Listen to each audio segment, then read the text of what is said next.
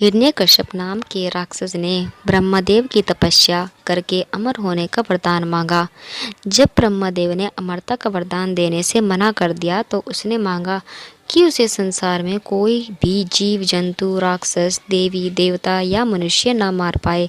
साथ ही न वो दिन में मरे और न ही रात के समय, न तो पृथ्वी पर मरे और न ही आकाश में, न तो घर के अंदर न ही बाहर, और न ही अस्त्र से और न ही शस्त्र से। हिरण्यकश्यप की तपस्या से ब्रह्मदेव खुश थे ही, इसलिए अमरता के एक वरदान के बदले उन्होंने ये सारे वरदान उसे दे दिए।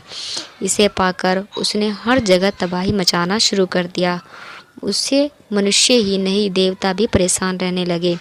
वह अपनी शक्ति से दुर्बलों को सताने लगा। हिरण्यकश्यप से बचने के लिए लोगों को हिरण्यकश्यप की पूजा करनी पड़ती थी। भगवान की जगह जो हिरण्यकश्यप की पूजा करता वह उसे छोड़ देता और उसे भगवान मानने से मना करता, उसे मरवा देता या अन्य सजा देता। समय के साथ राक्षस हिरण्यकश्यप का आतंक बढ़ता गया। कुछ समय बीतने पर हिरण्यकश्यप के घर भगवान विष्णु के परम भक्त प्रहलाद का जन्म हुआ। हिरण्यकश्यप ने प्रहलाद को कई बार भगवान विष्णु की पूजा करने से मना किया और कहा, मैं ही भगवान हूँ, तुम मेरी आराधना करो। एक बार हिरण्यकश्यप की बात सुनकर प्रहलाद कहते, मेरे सिर्फ एक ही भगवान है और वो भगवान विष्णु है। प्रहलाद की बातें सुनकर हिरण्यकश्यप ने उसे मारने की कई कोशिश की, लेकिन वह सफल नहीं हो पाया। भगवान विष्णु अपनी शक्ति से हर बार हिरण्यकश्यप के सारे प्रयास विफल कर देते। एक दिन हिरण्यकश्यप के घर उसकी बहन होलिका आई। होलिका को आग में न जलने का वरदान प्राप्त था। उसके पास एक कंबल था जिसे लपेटकर यदि वह आग में चली जाए तो आग उसे नहीं जला सकती थी।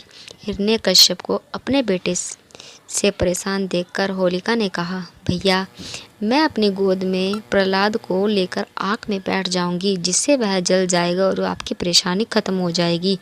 हिरण्यकश्यप ने इस योजना के लिए हामी भर दी।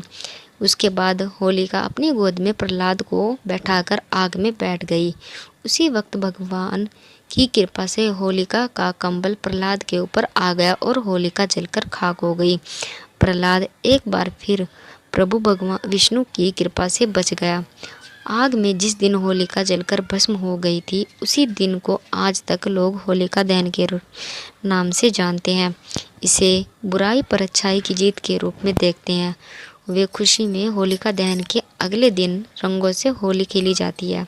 कहानी से सीख, बुराई कितनी भी ताकतवर हो, एक दिन जीत अच्छाई की होती है। इसी वजह से हमेशा बुराई का मार्ग छोड़कर अच्छाई को अपनाना चाहिए।